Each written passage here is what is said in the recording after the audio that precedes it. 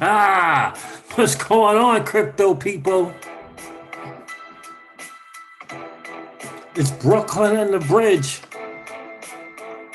I probably watched the most frustrating, spent the last hour and a half watching one of the most frustrating videos ever in crypto.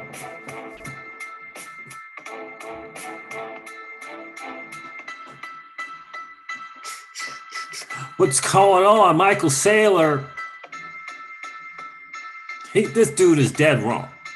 I mean, just flat out dead wrong. Keyless is in the building. Alex E, what's good, bro? The market is doing what the market does. Holy camole. This dude, Michael Saylor, yeah. I used to really think this dude was, well, you know what? I respect his passion. I do respect that. We're going to get into it. What's good?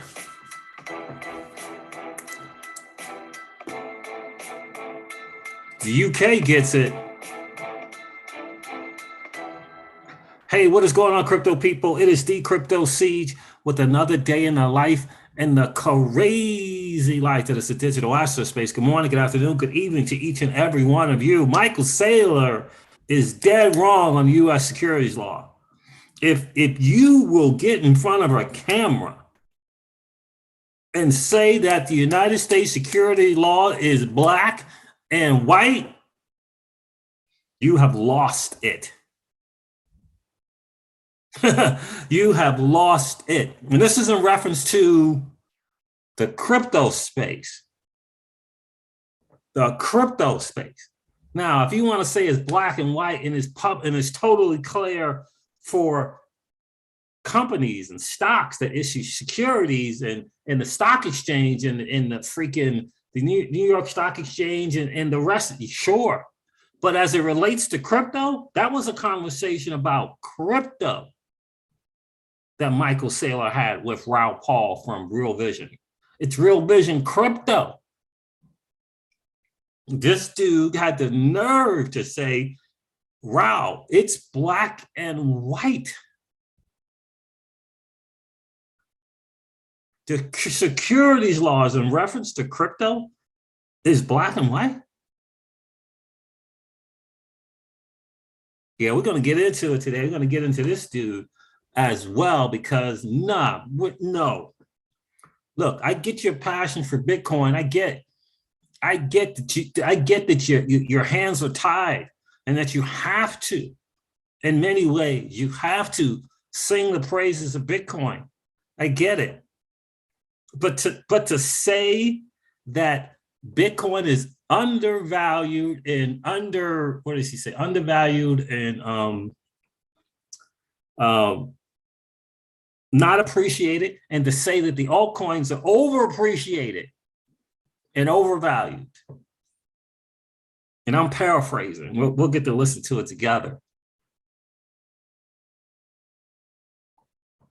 This dude had the nerve to suggest that you can't, there's no way possible for you and I to understand securities laws unless we have brought a company public. You can't understand securities laws if you've never brought a company public before. Oh, no.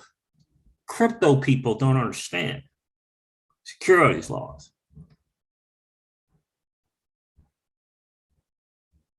What? Yeah, crypto people. He told Raoul Pal, you sound like the crypto people.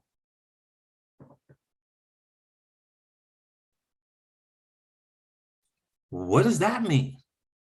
I didn't know there was a different kind of people in the crypto space. I thought that we were all crypto people. So you're suggesting then that you own Bitcoin, but you're not a crypto person. You're suggesting you're not a crypto person.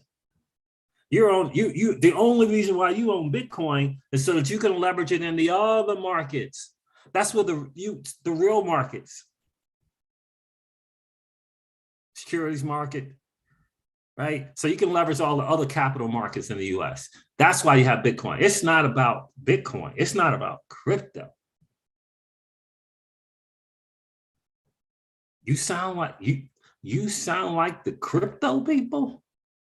When Raoul Pal challenged the securities laws and the lack of clarity, you sound like the crypto people?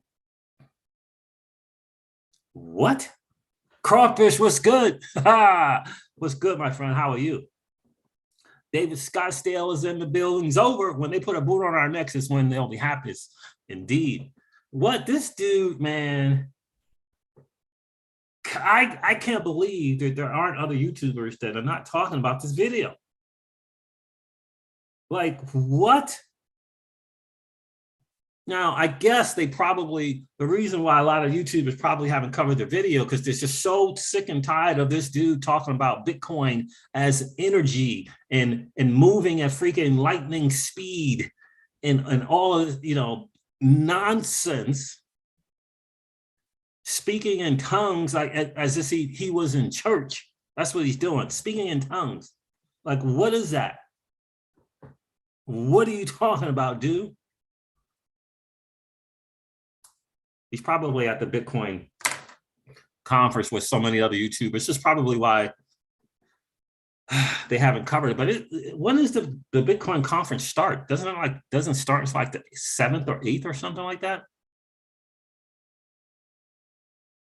That is what he said to Raoul Pal Keyless. He said, you sound like the crypto people. What? Whatever do you mean, Michael? Whatever do you mean when you say such a thing? We're going to get into more of that, but I'm telling you, that was one of the most infuriating 19 minutes of my entire freaking crypto life.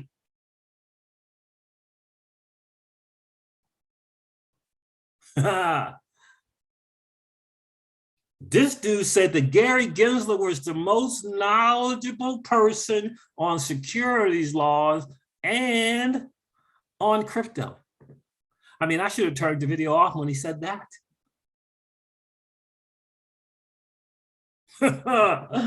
Oh, you guys know, if you know me from Twitter, I am a 1-word or 2-word person on Twitter. That's about it. Maybe you might get 3 or 4 words. And if you see 4 or 5, it's from a video in the video title. The title makes up the 4 or 5 videos. Well, I had to take to Twitter after that video. And I actually did 2 full whole tweets. I've never done that, ever. But I couldn't let it go. I couldn't let it go. What's going on with all this energy and where is he when he doesn't this dude know that there's about 12 to 13 freaking developers that run the Bitcoin network? I mean, how can you get in front of a microphone and try to sing the praises of the Lightning Network? The Lightning Network. The thing they've been working on. The thing they've been working on since, I don't know, almost since Bitcoin's inception, that still doesn't work. And if it works, it is, what is the word I want to use? The kind of disguising or masking how it really works, if you want to say that it works. This dude is getting on Raoul Pal's show and singing the praises of the Lightning Network. You have to be kidding me. And that's cool. I get it. You're a Bitcoin maxi, cool. But to try to say that the other altcoins are securities because Gary Gensler said so. You have freaking lost it, dude. Because Gary Gensler said it, not because the SEC has said it, but because Gary Gensler has said it, because we all know, those of us who have spent the hundreds and the thousands of hours that you claim, Michael, that we need to know to parse through all the information about the other altcoins and what the other regulators in different places like Singapore and Japan and Thailand and the UAE. So newsflash for you, bro, we have done that. And you can do that. And and try to make it out as some difficult thing. Oh, just do the simple thing. Well, you don't have to think, and all you have to do is just go get you some Bitcoin and you're good.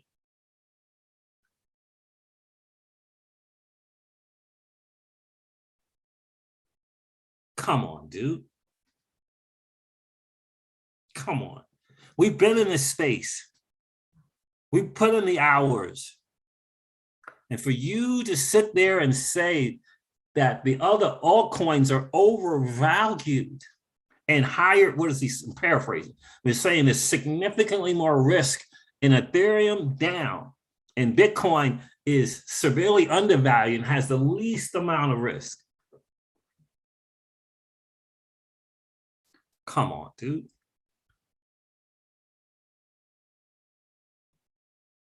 Come on. Oh, man. Oh, my goodness. I'm telling you, America has made its choice. People, oh, slavery over dangerous freedom. Sorry, folks. Yeah, so it's like a revival. Let me tell you something, Keyless. I mean, crazy. Crazy. Raul Paul, this interview, I'm telling you, I'm like, Raul Paul was so livid. It appeared to me that he was highly upset. And the discussion from about a minute, an hour and 8 minutes into about an hour and 27 minutes. This dude said that the securities law is black and white. I mean, let me one quote here. If you have a centralized group of people creating a token, which is a security. So how do we get to a centralized group of people creating a token, which is a security? How do we get to the security part, Michael? I'm trying to understand that. How do we get to it being a security in the crypto space? How do we get there? Because company CEO, after company CEO, after company developer, after company CTO has walked into your Gary Gensler's office and asking for clarity so that they don't create a security token.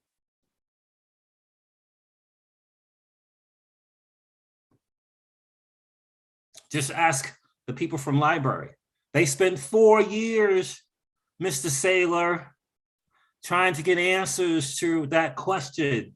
And no one at the SEC, your beloved SEC, is giving them any answers. Just ask them. Haven't given them any answers.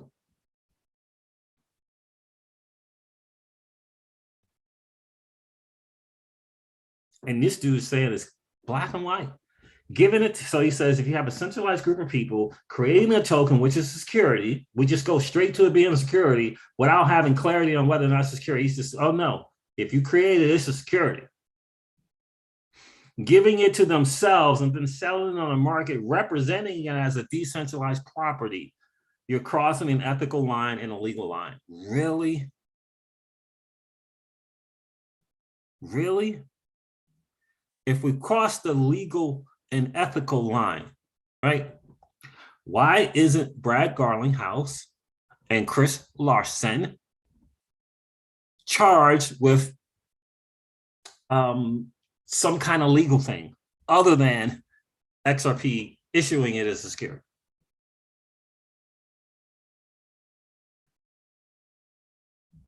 Why isn't why aren't the criminal charges brought up? Like, Goodness gracious. What's going on, Omarose? What? Where'd you hear that? Where'd you hear that? I didn't hear that. Zober says good news. His network will be utilizing the ledger along with many others, and yet so quiet. What do you mean? What do you mean? Where'd you hear that, Zober? I haven't heard that. I have not heard that. Man, this video, I'm telling you, just was so frustrating to listen to this thing here. So, let me find the video for you guys. But anyway, let me go over the market real quick, man. I'm telling you, this dude totally wrong when it comes to the security laws in reference to crypto. So what is Hester Peirce? Hester Peirce has lost her mind, huh? What about the other U.S. regulators, Michael, who say that the securities laws in reference to crypto is still very, very vague and ambiguous? What about those dudes? They're wrong. Other United States regulators are wrong. Michael, really?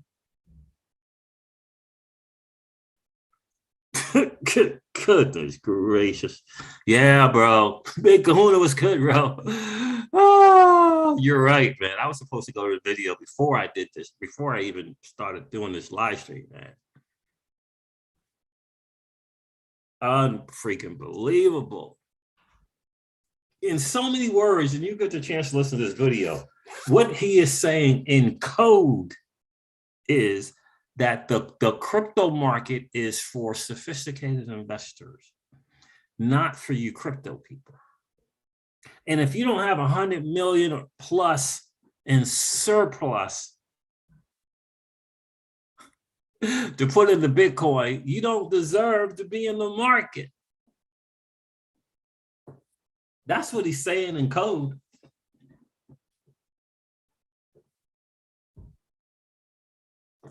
That's what he's saying in code. Oh, man. I'm going to let you listen to some of this. Okay, there it is there. I think my baby girl just got home. What the freak, man?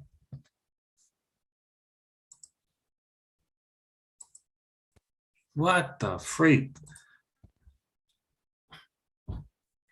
The crypto market is doing what the crypto market does. Let me share that real quick with you guys. It was good to see that Bitcoin dominance down, man. I'm telling you, that was great to see below 39%. Can we get below 38% this week? Let's start to get this thing going.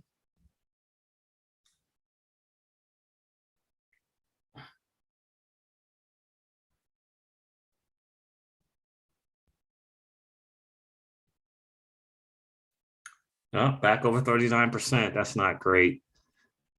That's okay. Bitcoin $45,900. XRP is at 82 cents. Yeah. What else we got? That's it. I mean, the market's doing what it does. Near protocol up 30% at $16. A lot of reds going on. Total cryptocurrency market cap is down 1.1%, down to 2.23 trillion, according to freaking CoinGecko. Aave up 34% at $224. Aave, look, you got to close down your doors because, like, there's no need for what you're doing, allowing the average retail investor to be both a lender and borrower. There's no need for you. All we need to do is just own Bitcoin. That's it.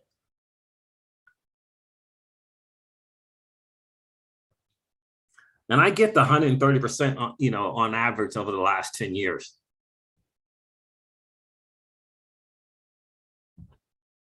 It's easy to say just own Bitcoin when you got $400 million or so laying around. Just get some Bitcoin. Give me a break, dude. All right, so let's go over this. Let's have you guys take a listen to some of this. Hopefully it'll play. Hopefully it'll play right. Here it is right here. Raoul Pal and Michael Saylor, BTC regulation and the SEC. I'm telling you, Raul was enjoying the interview about up to the hour and 8 minute mark, and then and then yeah, not so much. If I can find it, let's see. Yeah, I think he has it time stamp. Yeah. Hopefully it's a play for you guys. Enjoy the madness. Yeah, well, I mean that's what the crypto guys would say. Because anybody can buy. That's what the crypto guys would say.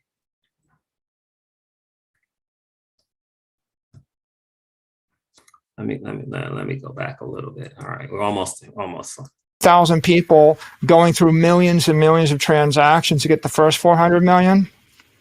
Few weeks, couple of people get the next 400 million. Why? Because we're publicly traded, because we follow the registration statement, because we can tap the capital markets. That was his way of saying only the sophisticated. Only if you've been in business for 30 years and you have $400 million on your balance sheet to do something with. Only those people who were brought a company public or should be participating in this market.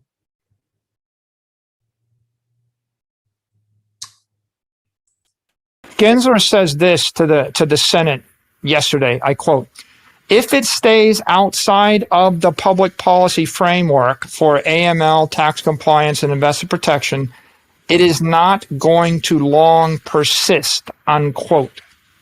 I think that's pretty clear what he's trying to tell you. The issue I've got with all of this is I get the AML, I get the tax stuff. It's this stupid securities law from 1933, 1934 that doesn't make sense. It makes it highly restrictive in who is able to access certain things. It's that what is a security is we're trying to fit something into a wrong framework. Yeah, well, I mean, that's what the crypto guys would say. Because anybody can buy a house. If you say it's a property, everybody should be able to buy it. Yeah, but Raul, if I created my own Mikey coin and then I pumped it on Twitter and I dumped it on the retail population after I gave a bunch to a celebrity who then told the world it was great, it's illegal and it's unethical. The truth of the matter is if you have a centralized group of people creating a token, which is a security, giving it to themselves and then selling it on the market and representing it as a decentralized property, you're crossing an ethical line and you're also crossing a legal line, and you can't avoid the ethical responsibility and the legal responsibility simply by saying, oh, it's new tech. Nobody's saying that. What I'm saying is to classify it as a security is not the right way of stopping that. It doesn't stop it in equity markets. It doesn't stop it in the VC markets. It doesn't stop it at all. What it is it makes it more restrictive for people. Exactly. And that is the truth. What Raul is saying is it's not the activity. You can't stop the activity because you say it's a security. But what you can do by saying it's a security is restrict the access to it to only the sophisticated investor. And that's what Gary Gensler is trying to do for his boys at Goldman's and JP Morgan and Citi. That's what he's trying to do. They're trying to restrict the access for you and I. That's what they're trying to do. Because for the first time in the history of the financial markets, the average retail investor got to a new industry, a new asset class before them. Why can't Coinbase have a lending product? Why, Michael gets in here and he talks about Mikey Coin and the fact that it's created and you keep some, you give some to your boys and then you dump it, quote unquote, onto the market. But he fails to mention that the only people that the SEC has deemed to do illegal and unethical stuff are the very people who went to meet with the SEC. right? The very people who went to meet with the SEC to find out what it is that they're doing and if they're doing it morally, ethically, and legally. The SEC, like Michael chooses to ignore, are not going after the people who create the Mikey coin. There's billions of dollars and rug pulls in the digital asset space. Billions. Tell me the one or two that the SEC under Chair Gensler has gone after.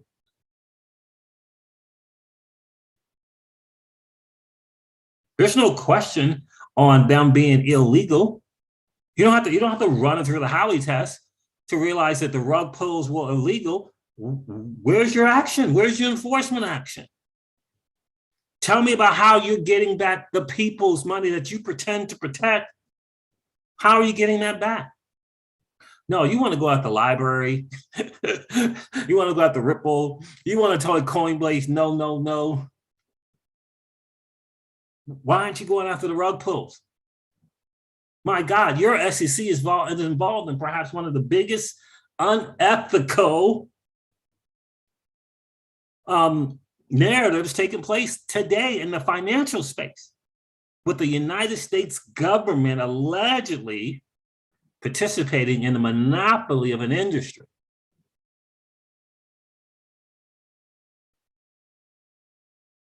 Michael Saylor, I'm talking about that. Like, are you freaking kidding me, dude? Like, seriously, seriously. Now, that nefarious behavior needs to be regulated. If you understand securities law, you understand that they are securities. If I actually create 10 million tokens and I give 5 million to me and my four compatriots, and then we start marketing the rest, and we do it without a registration statement, without disclosing who owns the security, it is a security. You are violating securities law. The law is black and white. And so the only people that think it's not a security are people that don't know the law. Mm-hmm. Right? The only people who don't think it's a security are people who don't know the law.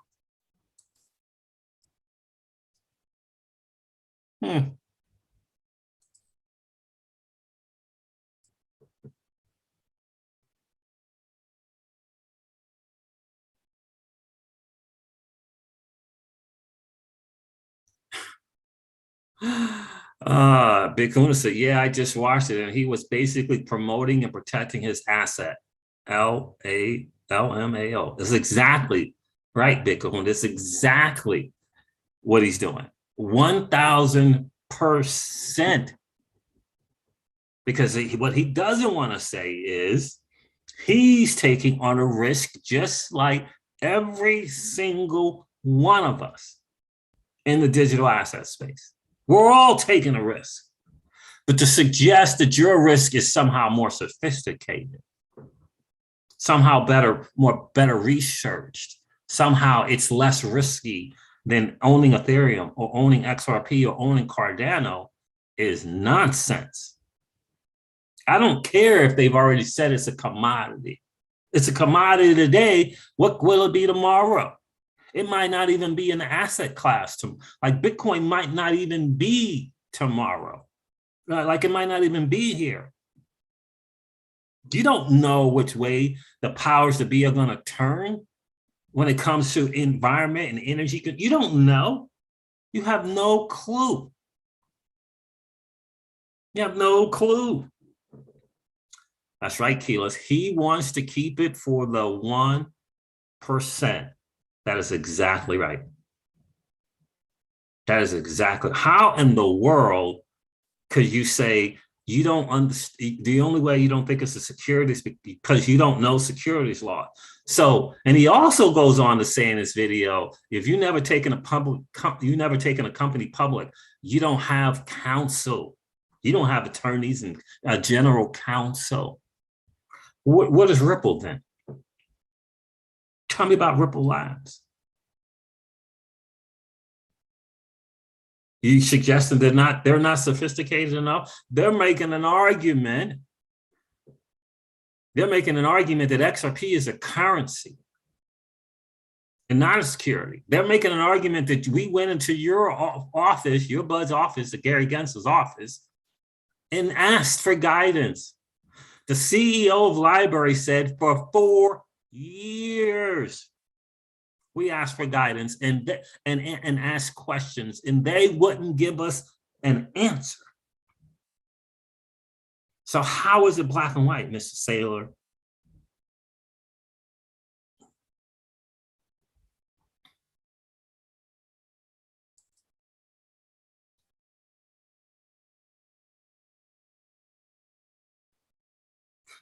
What the world?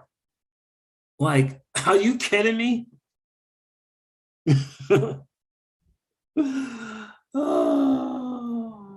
Oh, there's more. There's more, by the way. Keela says, what the hell kind of argument is that to make for the whole crypto space?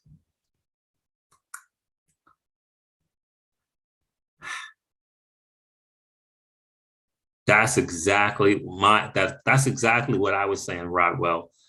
Saylor, Michael Saylor was talking down to us 10,000%. That's what the crypto people would say. Michael Saylor, that's what the crypto people would say.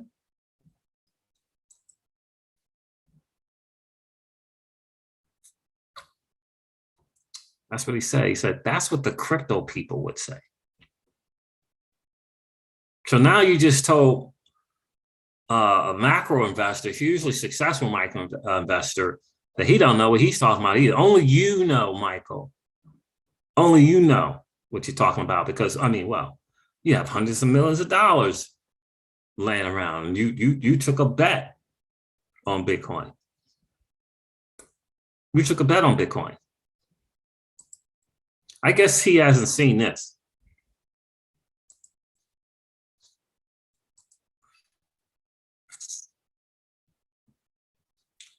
Why does that keep changing? I guess he hasn't seen this, huh, guys?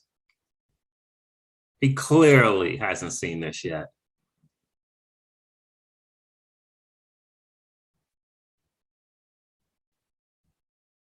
If it'll stay.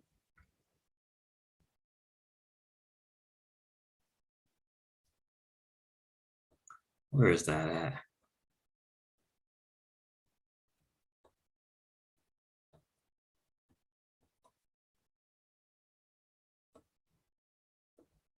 He clearly has not seen this here.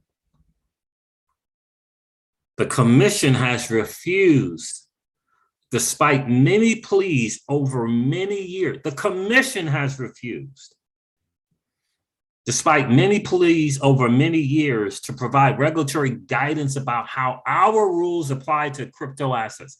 They have refused, despite the many pleas for many years, to provide regulatory guidance about how our rules apply to crypto assets. Crypto assets. I know you hate to admit it, Michael. I know it's hard for you to swallow, but Bitcoin is a crypto. I know you'd rather call it some other kind of financial product in kind of in your walks and in your talks at the country clubs. I get it. I know it's hard for you to swallow, but Bitcoin is a crypto. So how our rules apply to crypto assets? So some of the responsibility for the lack of legal and regulatory clarity, Mr. Saylor, lack of legal and regulatory clarity lies at our doorsteps. Mr. Saylor, just in case you missed it, just in case you didn't get the word. I get it. You're busy. You're busily leveraging your Bitcoin. I get it. And putting it out to the highest bidder. I get it. But just want to let you know that the SEC has not given legal and regulatory clarity to the digital asset space.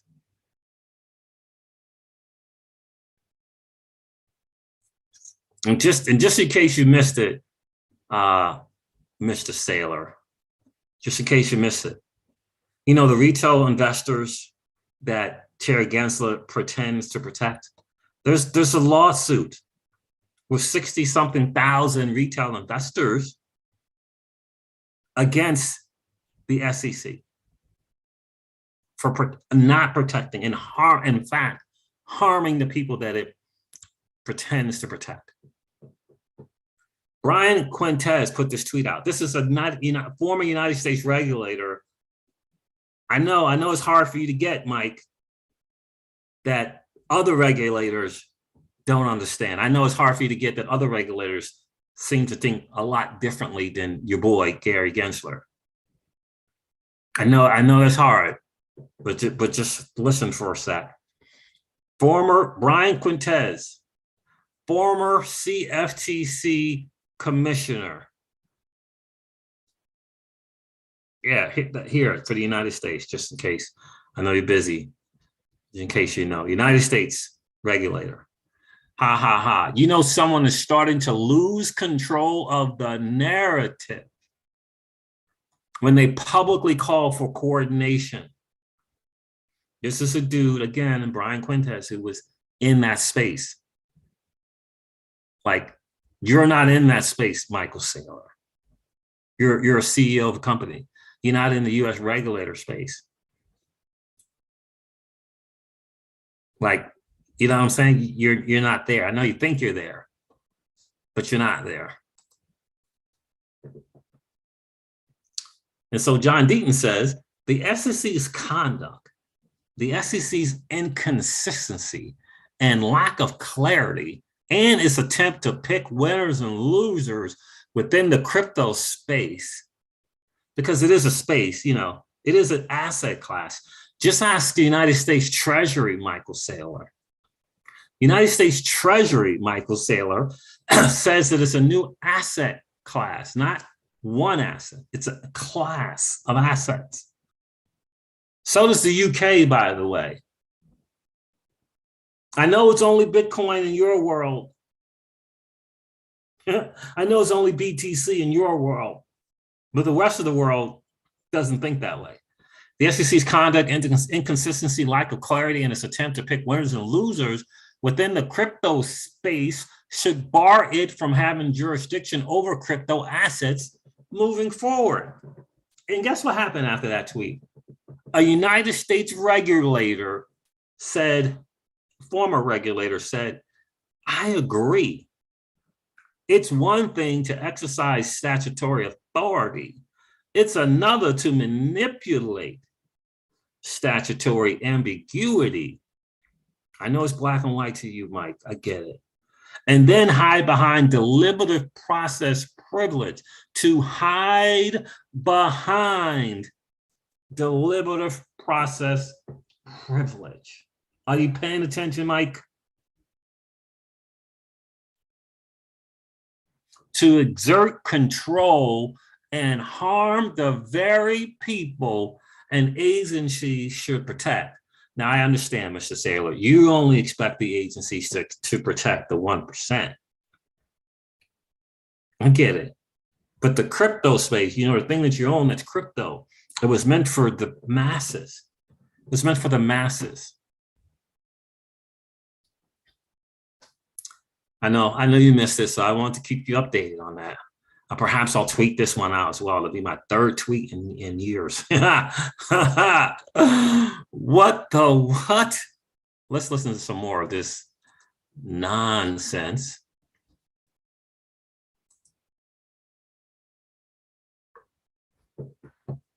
Come on. If you look at everybody in the crypto space outside of Bitcoin, I think that most of them have never taken a company public.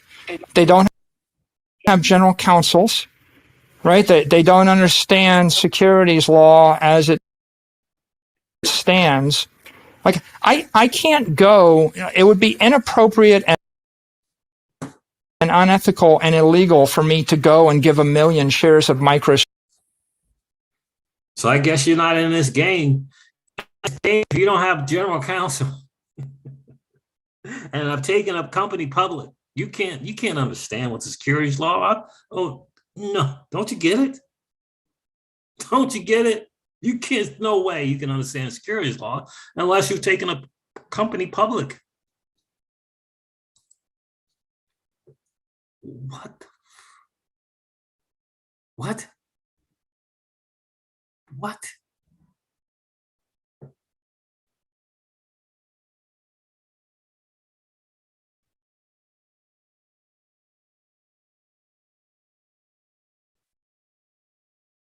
That's right, legendary. I hear you, bro. I hear you. I'm sick of every swinging, you know what, thinking they know all about something new to the game and then new to the game. This dude was an anti-crypto person not 2 years ago, not 22 months ago. And now he's claiming to know it all. And you got to be kidding me. Like, you have to be fucking kidding me. Rasheen B. Welty is in the building. What's good, bro? Like, what? That's energy. That's energy. Right? I mean, think about it, man. Do you understand what he's trying to say there?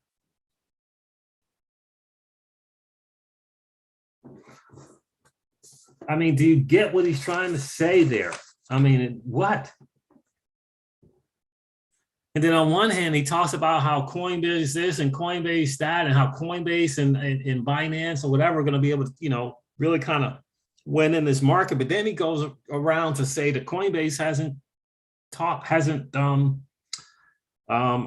filed with the SEC. So which one is it? Coinbase got a bunch of counsel. Are you suggesting Coinbase don't know securities laws? They took the company public.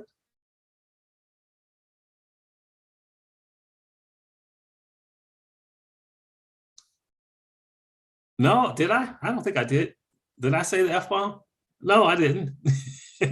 What's going on, Travis? Good to see you, bro. He said, yo, you just dropped the F-bomb. I don't think I did. Hashtag clear sailor. Like, what are you talking about, dude? Then he says Binance and FTS got these financial products, but they're not offering them in the US. What financial products are you talking about, guy? There's a Binance US and there's an FTX US. What products are you talking about? Are you talking about leverage trading? Are you talking about lending, margin lending, and borrowing? That's on FTX US. FTX US. You can lend, you can do that lending, borrowing, margin thing. We talking about the 100x leverage trading? That shouldn't be on any exchange, US or not.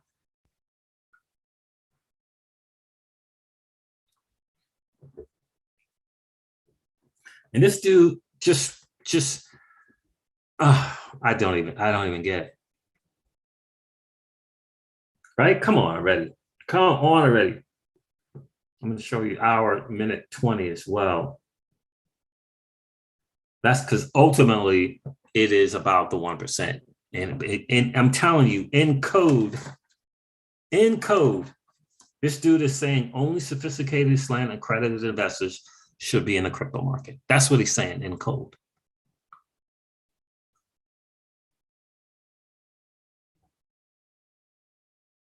So he's spinning the narrative because he's all in on one asset for the most part.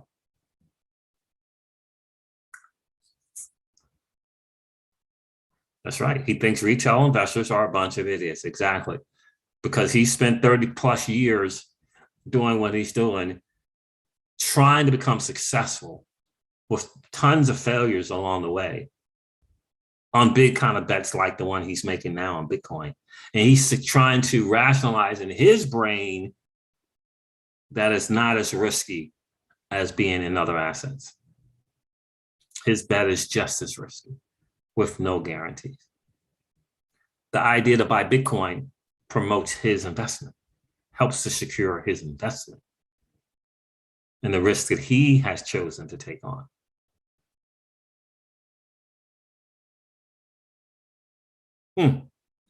Interesting stuff there, man. So I wanted to point that out to you guys. I mean, it's unfreaking believable. And I know Raul was just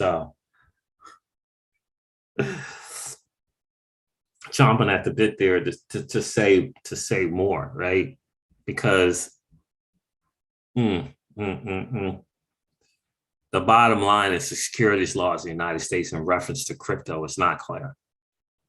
Got Congress people saying it. You got US companies saying it, US CEOs of major fintech companies saying it. You got the SEC commissioner and other United States regulators saying that their laws, securities laws, and how they pertain to crypto assets are not clear. And that we as a commission have refused to provide the guidance necessary. And the bottom line is because Mr. Saylor can operate and can get a phone call from Goldman's and Morgan Stanley. He can move to the front of the line and screw everyone else. Oh, no. The Fidelities of the world, they need to be in charge of this market.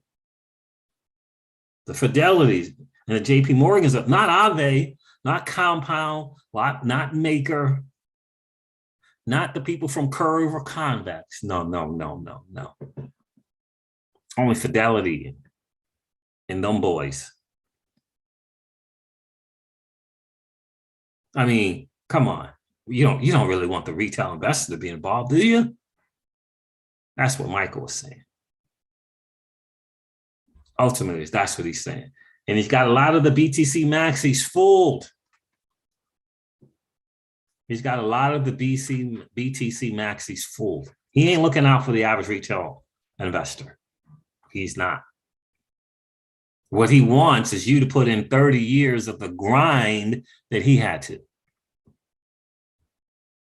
And how dare you and I become multimillionaires in a fraction of that time without having to take on the risk that he took on, without having to go all through all that madness that he took on. How dare your next door neighbor, my next door neighbor, become a millionaire without having to have gone through the headaches that he had to go through. Guys, so do me a favor, if you haven't already, if you're enjoying the Hangout, smash that like button and don't forget to subscribe to the channel if you're enjoying the Hangout and hit the like button and ring the notification bell so you get notified when we do go live. It's important for we need a new 1%. We need a new 1% because the Michael Saylors of the world don't want you to win. Don't want you to win. And for a guy to sit there with a straight face and say that it's black and white, the securities laws, when it pertains to crypto, it's black and white. So I guess the likes of Greg Kidd, United States CEO of a company, who said it felt like when I went into the SEC's office, I felt like I was being freaking, the mafia style. Bamboozled. I guess Mr. Kidd was just making that up. I guess the CEO from Library just kind of making that up. They didn't find anything to be clear and black and white.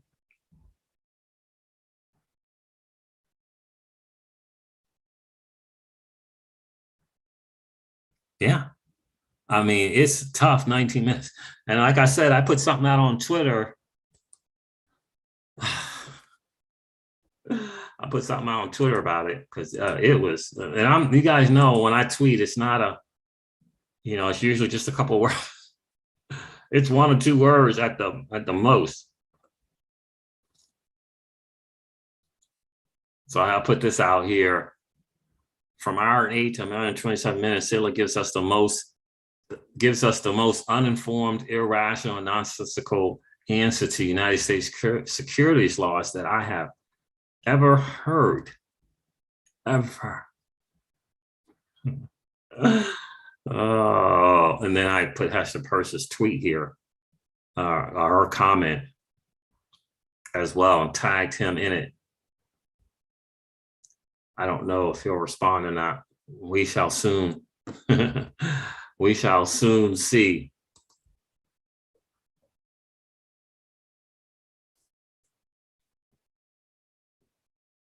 Rodwell Nobrega says they do not want retailers early in the market making money. That's 10,000%. You don't understand. Before crypto, we were their liquidity, all their financial products. We were the liquidity. The masses were the liquidity to the likes of Fidelity, Citi, Morgan Stanley, JP Morgan, you name it. We were the liquidity. This new asset class, the crypto space, I like to call it digital asset space, we were here first. And they're not excited about it because they're afraid of losing that liquidity. And they're losing it by the tons. That's why it frustrates me to no end when I hear crypto YouTubers promoting their financial products. It drives me up a wall.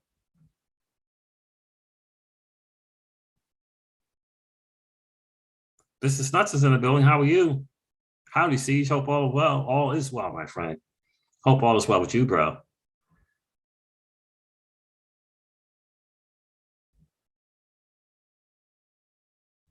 MicroStrategy holds 5.9 billion Bitcoin, but the market cap is 5.3 billion Bitcoin. I did see that. Yes, Keyless. Keyless said, did you see the Vermonti Group CEO tweet saying, yes, they are working with Ripple? I did see that. Yeah, I sure did. I sure did. So sure, is he talking his book somewhat there and that interview? And you know, I know a lot of people have kind of respected Michael Saylor's passion. I get it. But to ignore to exclude only Bitcoin and ignore the rest of the digital asset space and the financial products and that allow us to get to a place in a better, more efficient way than what the path that he chose to go down is just disingenuous. It's disingenuous. Like that's the bottom line. It's, you know, that's the bottom line. Many of us in this space will go on to become multimillionaires and take the traditional business route, right? If you want to do something like that, right? And you won't have to spend a third of the time to get there like he had to. And perhaps that just infuriates him a little bit.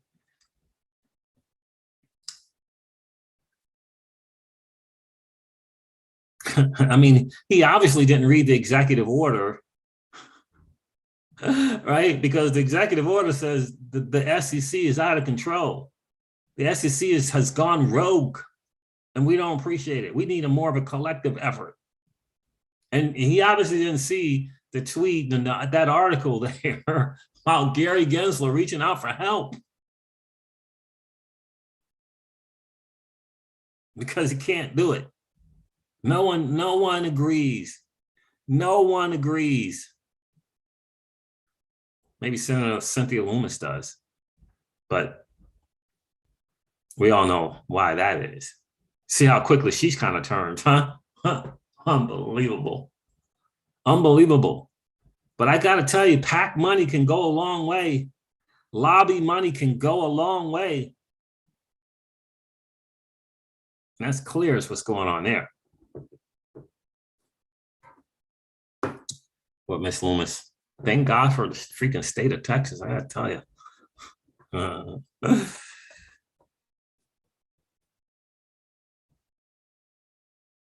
Yeah, so look, I wanted to report on that and rant on that a little bit, guys. Definitely check out that video. Let me see if I can put the link.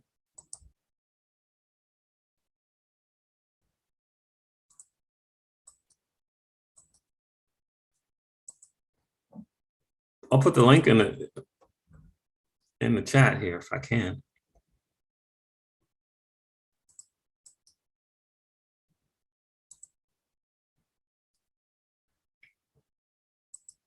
Oh yeah, I know what you're talking about, Keyless. Sailor is a bit off. In all honesty, I can't take him seriously with these kind of statements. Yeah, just that's exactly right. But I wanted to put that out there. I wanted to make sure you guys aren't fooled. Because it's really important to understand the bigger picture. And by the way, in this interview, he says that Gary Gensler is the smartest guy. I know he said in securities law, and I believe he said in crypto as well. Yeah, that's crazy. That's madness. That is madness, madness, madness. Sorry, guys. Look, I'm going to wrap this thing up.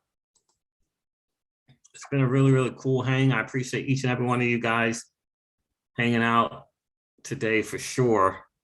I've gone on for an hour. Goodness gracious. I'm going to end this live stream, guys. Thank you so much for hanging out. Keyless, Paul Bogo, it's great to see you. Rodwell, as always. This is Nuts, Space Stamper, Rasheen, LSAMG. I appreciate you being here, my friend Zober. David Scottsdale, Mr. XRP All In, was good. Appreciate you being here. Legendary. Appreciate you hanging out today. Martin 958. Appreciate you being here. Big Kahuna, as always. I appreciate you, bro. Alma Rose, we appreciate you being here, my friend. Thanks for hanging out today. And Alex G, as always, we appreciate each and every one of you guys. I'm going to end this video like I do all of my videos and remind you guys of this, that old money doesn't want you to win. But that's okay, though, because you and I are already winning. Have a great rest of the day, guys. I'll talk to you soon. See ya. Bye.